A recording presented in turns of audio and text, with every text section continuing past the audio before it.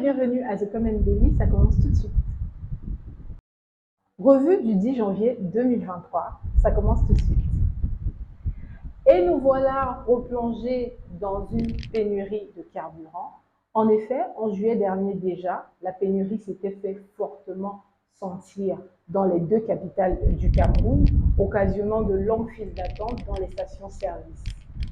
Les raisons qui avaient été évoquées suite à ces perturbations, c'était notamment le coût élevé de la subvention publique au carburant et les difficultés liées à la mobilisation de cette enveloppe en temps réel. On ouvre le bal avec le quotidien Le Jour qui titre « Pénurie de carburant, panique à Yaoundé ».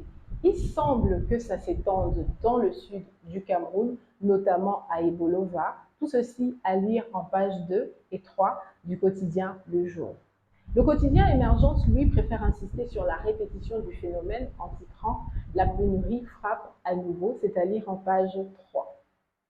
Le quotidien Mutation a décidé d'en parler aussi en titrant « Carburant, les stations sévissent », c'est à lire en page 7.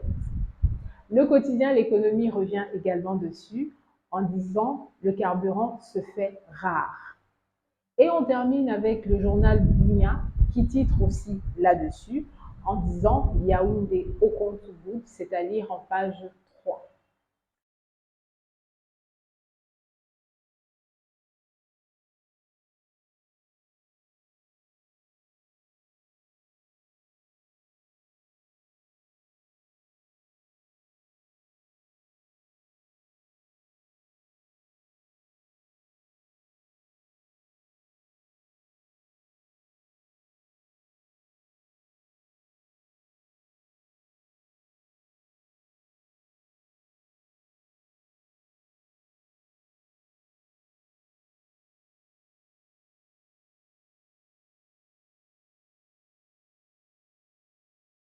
Résurgence de pénurie, l'on peut être en droit de s'interroger sur l'éventuelle augmentation des prix à la pompe, car il faut citer le président de la République.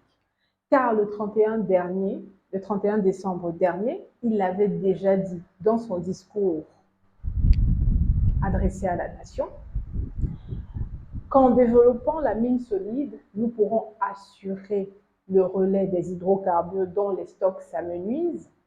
Ça, c'est ce que le président avait déjà dit pour vanter le développement de la mine au Cameroun.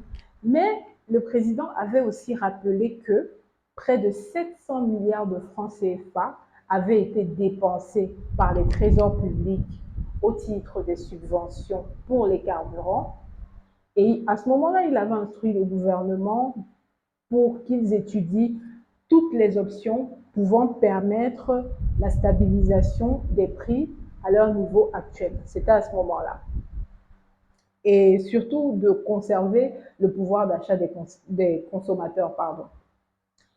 Mais là où le bas blesse, c'est que le président dit dans ce discours, cependant, il est de plus en plus évident que notre pays, comme bien d'autres en Afrique et ailleurs, ne pourra pas indéfiniment échapper à un réajustement des prix des produits pétroliers.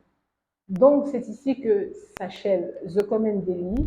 Dites-moi ce que vous avez pensé de cette vidéo. Nous, on se retrouve demain à 17 h sur la chaîne Au Singulier et l'émission s'appelle The Comment Daily. Merci encore d'avoir regardé l'émission.